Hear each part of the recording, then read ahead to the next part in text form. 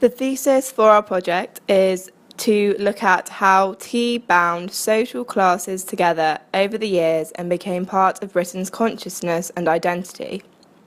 Tea, the most quintessential of English drinks, was a relative latecomer to the British shores.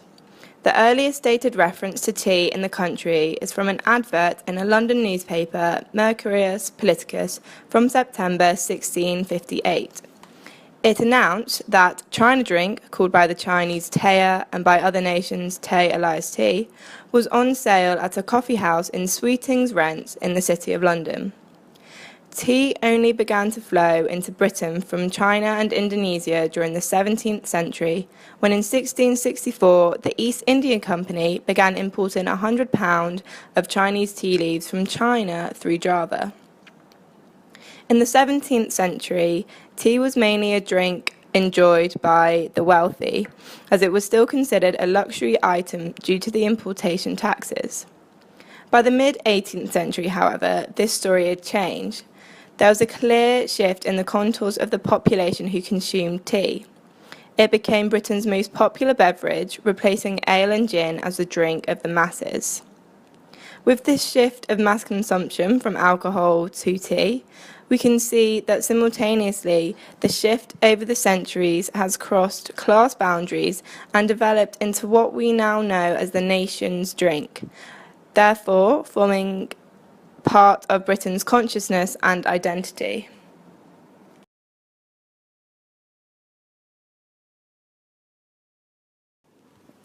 When tea was initially imported into Britain, the prices of the product was so high that the masses of the population could not afford to drink it. It soon prompted smugglers to smuggle tea leaves and sell tea on the black market at a much cheaper price. Smuggled tea was extremely profitable due to the high demand for the drink, as it was regarded to be a luxury product and as such came with a certain high social status. Smugglers adulterated the tea leaves with other substances, including willow and licorice, to increase the profit margin of the tea. The smuggling activities and the constant pressure from the tea merchants led the government to adjust the price of tea such that it became more affordable. In 1784, William Pitt the Younger introduced the Communication Act. This altered the tax on tea dramatically, decreasing it from 119% to only 12.5%. As such, this significant change effectively ended tea smuggling. Therefore, we can see how tea became highly demanded that it caused smuggling to occur. This resulted in the adjustment of tea prices, which made tea available to different people from different social statuses.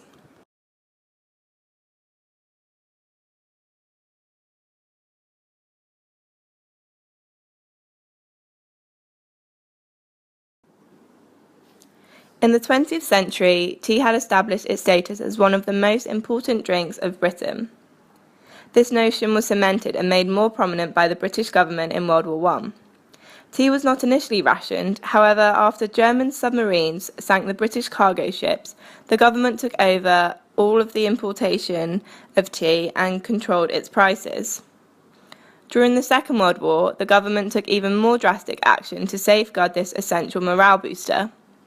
Just 2 days after war broke out, it took control of all tea stocks and ordered that the vast reserves, then stored in London, must be dispersed to warehouses outside of the capital in case of bombing.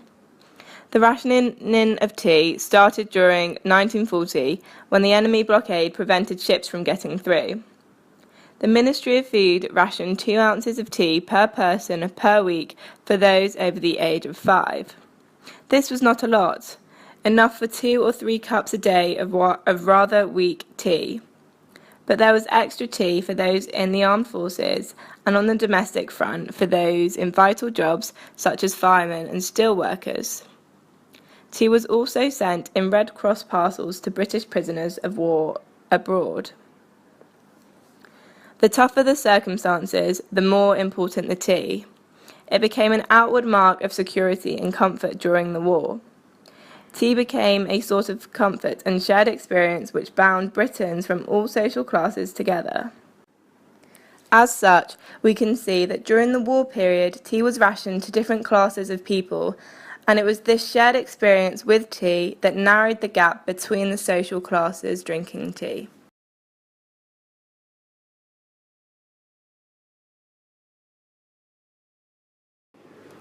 George Orwell's essay, A Nice Cup of Tea, provides an important context for the immediate post-war period in Britain.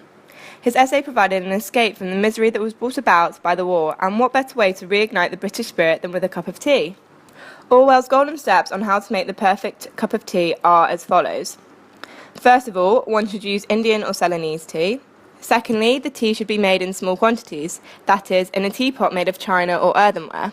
Thirdly, the pot should be warmed beforehand. Fourthly, the tea should be strong. For a pot holding a quart, if you're going to fill it nearly to the brim, 6 heaped teaspoons would be about right. In a time of rationing, however, this is not an idea that can be realised on every day of the week. But George Orwell maintains that one strong cup of tea is better than 20 weak ones. Fifthly, the tea should be put straight into the pot, no strainers, muslin bags or other devices to imprison the tea. Sixthly, the water should be actually boiling at the moment of impact with the teapot, which means that one should keep it on the flame whilst one pours. Seventhly, after making the tea, one should stir it, or better, give the pot a good shake, afterwards allowing the leaves to settle. Eighthly, one should drink out of a good breakfast cup, that is, the cylindrical type of cup, not the flat, shallow type. Ninthly, one should pour tea into the cup first. This is one of the most controversial points of all. Indeed, in every family in Britain, there are probably 2 schools of thought on the subject. The milk-first school can bring forward some fairly strong arguments, but George Orwell maintains that his own argument is unanswerable. That is, by putting the tea in first and stirring as one pours, one can exactly regulate the amount of milk, whereas one is liable to put in too much milk if one does it the other way around.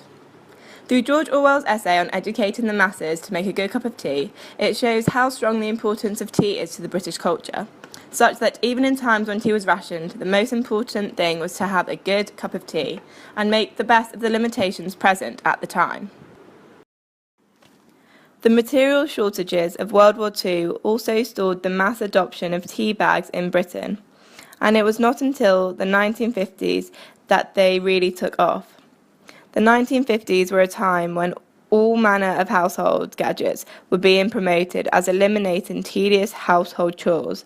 And in keeping with this, tea bags gained popularity on the grounds that they removed the need to empty out the used tea leaves from the teapot. The convenience factor was more important to the British tea drinker than the desire to control the length of infusion time. Hence the appearance of tea bags were more appealing, compared to loose leaves tea, which may stick to your mouth when you drink it. After the interruption by the war, various tea companies began to promote the tea bag from the mid-1950s. At first, acceptance uptake was slow, occupying only 10% of the market in the 1970s. However, the bag has since revolutionised the British way of tea making, holding 84% of the market share in 1992. Other than tea bags, different forms of tea variants began to appear, such as instant tea, which was a more recent innovation that requires no milk, and the iced tea, which is a popular American variant that first made its appearance in Britain in 1994.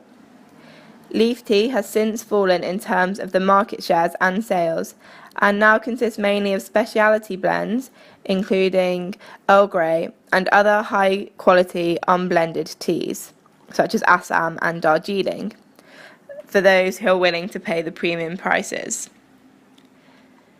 Therefore, tea bags greatly popularised the consumption of tea due to its convenience, and as such, contributed to form part of the British identity. Tea Council, established in 1966, aims to promote public awareness about all aspects of tea. Much of its publicity is directed at the 20 to 34 age group, which is particularly vulnerable to competition from other drinks.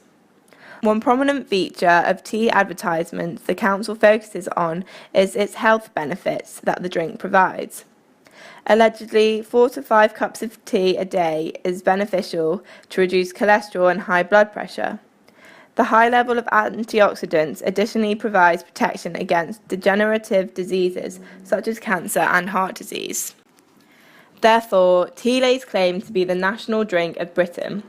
We can see how British identity has transformed over the years, with tea entering the lives of the UK, crossing regional and class boundaries. In its history of over 3 centuries, tea originated as an index of fashion and modernity, closely associated with new taste for all things Oriental. Tea passed with remarkable speed from the conspicuous consumption of the wealthy and powerful to use by all classes, thus changing its role to become a symbol of domesticity, sobriety, and respectability. As such, different circumstances affected and shaped the course of tea and how it became part of British people's lives. Today, despite tea being a beverage that is consumed globally, it remains and continues to be a fundamental feature defining Britain's national consciousness. Tea trends are continuously developing as the types of tea being consumed is constantly changing. Herbal and fruit-flavoured teas have recently grown in popularity. Cold brew tea is additionally becoming an increasingly fashionable trend. By adding tea leaves to cold water and refrigerating it overnight, the delicate flavours of the tea are supposedly savoured more effectively than by adding boiling water from a kettle. Nevertheless, traditional tea still remains as a classic British drink and one that characterises what it means to be British.